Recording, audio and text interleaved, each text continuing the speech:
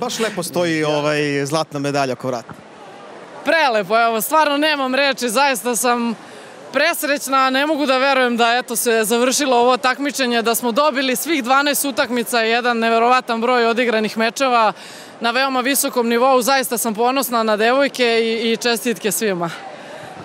Jedno zlato, pa drugo zlato, prosto ovom nizu se ne vidi kraj.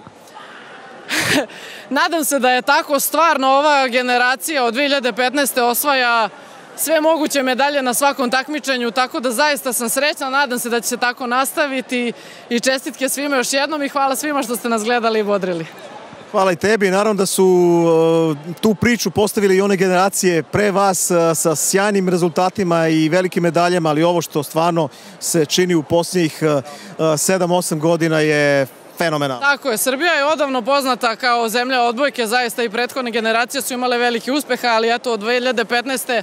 dešava se neko čudo, mogu tako da kažem. Zaista na veoma visokom nivou se igra, ne gubi se taj kontinuitet pobjeda, tako da stvarno jedna lepa informacija i presrećna sam zbog toga. Sutra je doček u 20 sati. Šta ćete reći vašem selektoru? On uopšte ne zna šta ga očekuje sutra. Jo, verujte mi da još uvijek ne znam, nismo o tome razmišljali, ali uvešćemo ga malo kako to funkcioniše kod nas, jedva čekam da se to ponovi, zaista svaki put je neki poseban osjećaj kada izađemo na tu terasu pred naše ljude i pred naše navijače i stvarno jedva čekam da se vratimo u Srbiju.